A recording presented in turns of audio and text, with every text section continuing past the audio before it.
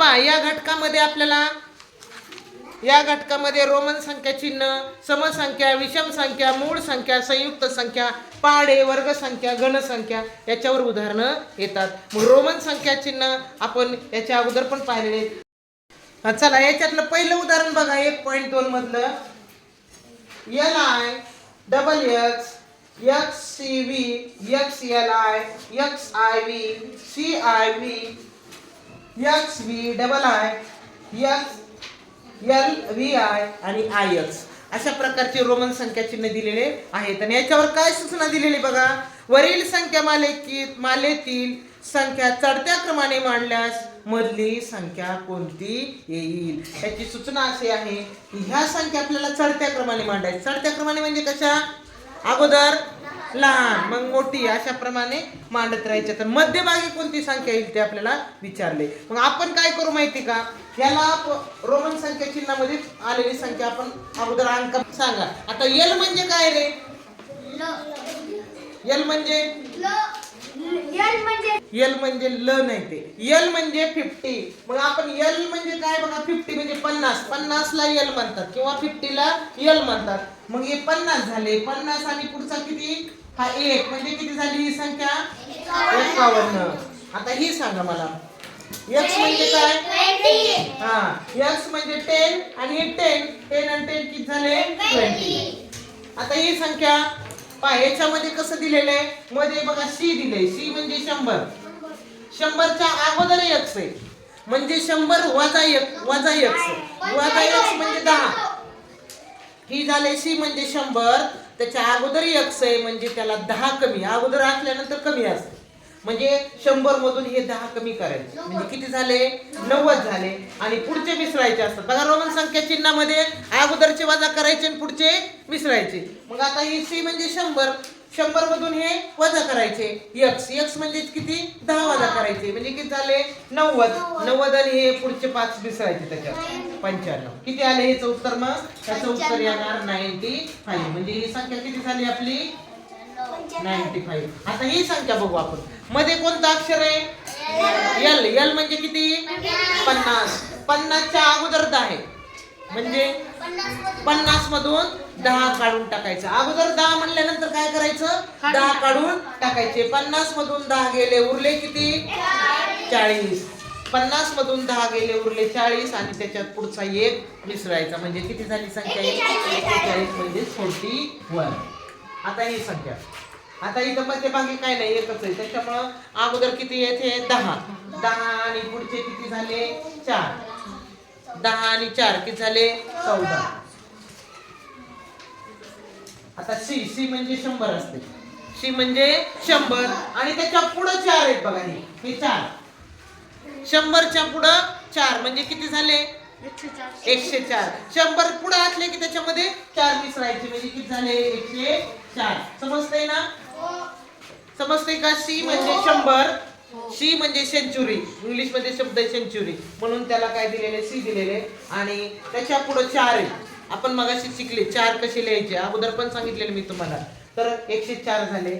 आता याच्या ही संख्या कशी बघा.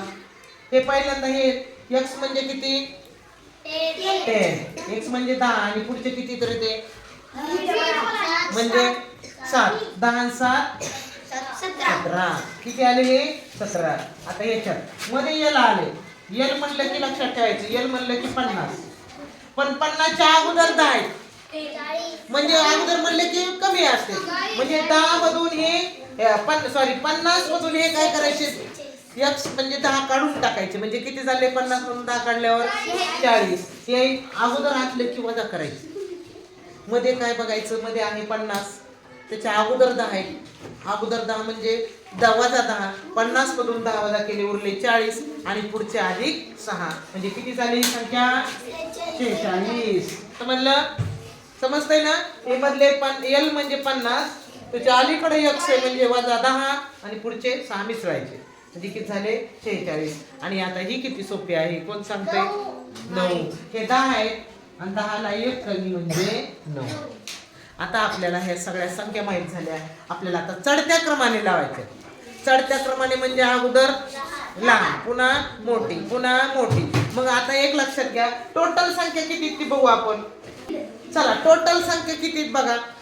1 2 3 4 5 6 7 8 9. 9 म्हणल्यानंतर मध्यभागीचा नंबर किती आहे? 5. 9 म्हणल्यानंतर मध्यभागीचा नंबर 5वा येईल. डावीकडून मोडला तरी 5वा, उजवीकडून मोडला तरी 5वा.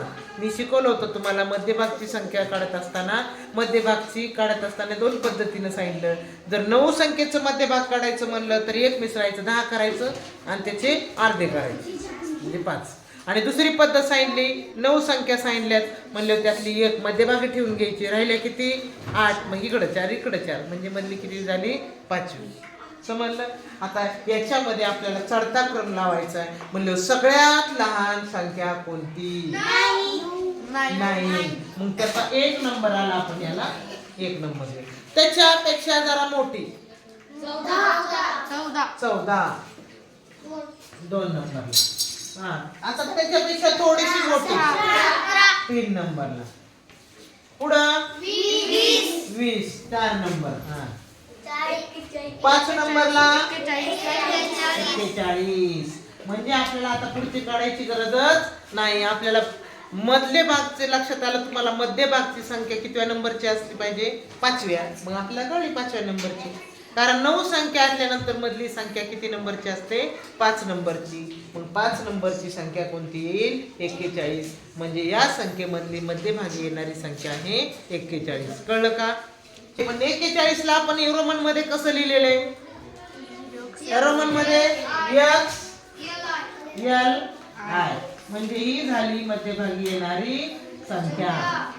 27 41 43 61 59 61 49 51 11 आणि 13 या संख्या मालेत जुळ्या मूळ संख्यांच्या जोड्या किती आहेत? आता संख्यांमध्ये पण जुळ्या मूळ संख्या असतात का? तर आपण शिकलेलो आहे. मूळ संख्या एकूण किती आहे तरी सांगा बरं मला. 1 ते 100 पर्यंत 25. त्यातल्या काही जी मूळ संख्या आहेत ते जुळ्या आहेत. जुळ्या आहेत म्हणजे जोड मूळ संख्या आहेत. आता जोड मूळ संख्या किंवा जुळ्या मूळ संख्या कशाला म्हणतात? त्या 2 मूळ संख्यांमध्ये 2चा फरक असतो त्याला जुळ्या मूळ संख्या किंवा जोड मूळ संख्या असे म्हणतात. आता आपण बघू प्रत्यक्ष. तर 27 आणि 41 याच्यामध्ये 2चा फरक आहे का?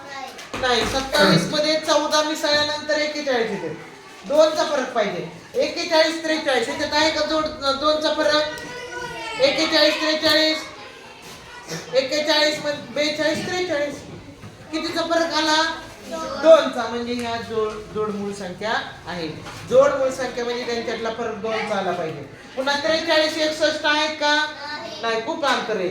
63 59 59 61 आहे. कारण ते 2चाच फरक आहे. 59 झाल्यावर 61. पुन्हा 61 49 आहेत का? नाही. 49 51 पण हे दोन्ही मूळ संख्या नाहीत. 49 आणि 51 ह्या दोन्ही मूळ संख्या नाहीत. कारण त्याला 7 ने भाग जातो आणि 51 म्हणल्यानंतर त्यांच्या अंकाची बेरीज 6 येते. म्हणजे त्याला 3 ने भाग जातो. म्हणजे या दोन्ही मूळ संख्या नाहीत. त्यामुळे जोड मूळ संख्या असण्याचा प्रश्न येत नाही. जोड मूळ संख्या म्हणजे मूळ संख्या पाहिजेत आणि त्यातला फरक 2चा पाहिजे. मग 11 आणि 13 11 आणि 13 या दोन्ही मूळ संख्या आहेत आणि त्याच्यातला फरक कितीचा आहे? 2चा आहे. ज्या 2 मूळ संख्यांमध्ये 2चा फरक असतो त्या मूळ संख्यांना जोड मूळ संख्या असं म्हणतात. आता बघा 41 43 या दोन्ही मूळ संख्या आहेत आणि त्याच्यामध्ये कितीचा फरक आहे? 2चा. 59 61 ह्या दोन्ही मूळ संख्या त्यात कितीचा फरक आहे? 2चा. 11 13 या दोन्ही मूळ संख्या त्यात कितीचा फरक आहे? 2चा. समजलं?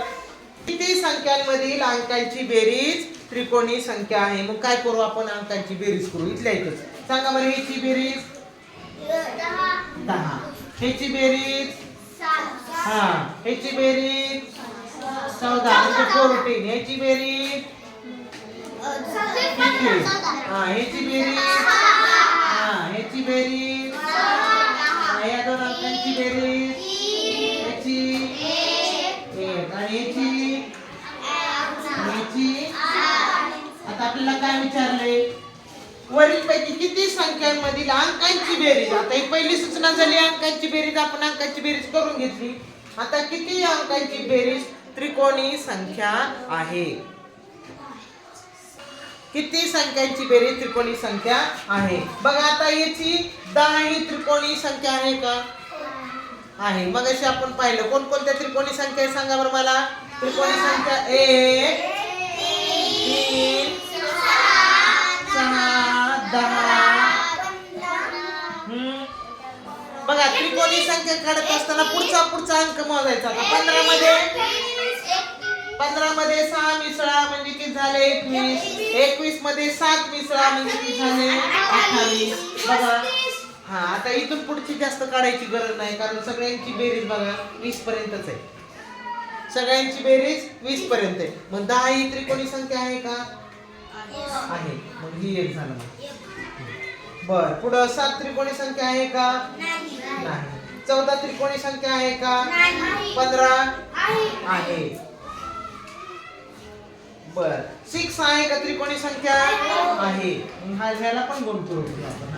नंतर 16 आहे का त्रिकोणी संख्या, नाही. 3 आहे. 1 पुढं 2 11 8 नाही. म्हणजे किती झाल्या त्रिकोणी संख्या मग 4. 1 2 3 4 आणि 5. समजलं का. म्हणजे या संख्येमध्ये अंकांची बेरीज करायला सांगितली आपल्याला. नंतर त्या अंकांची बेरीज त्रिकोणी संख्या आली काही विचारले. मग अंकांची बेरीज केली आणि त्याच्यामध्ये त्रिकोणी संख्या आलेली आहे का, तर त्रिकोणी संख्या आलेली आहे. किती संख्या आलेल्या आहेत 1 2 3 4 5 संख्यांमध्ये त्यांच्या अंकांची बेरीज त्रिकोणी संख्या आलेली आहे. समजलं. तर आणखीन उद्या राहिलेले ह्याच्यातले ह्या व्यवसाय मालेतले किंवा ह्या स्वाध्यायामधले गणित तुम्ही करून आणा. समजलं. आजच्या तासिकेमध्ये आपण इथंच थांबू.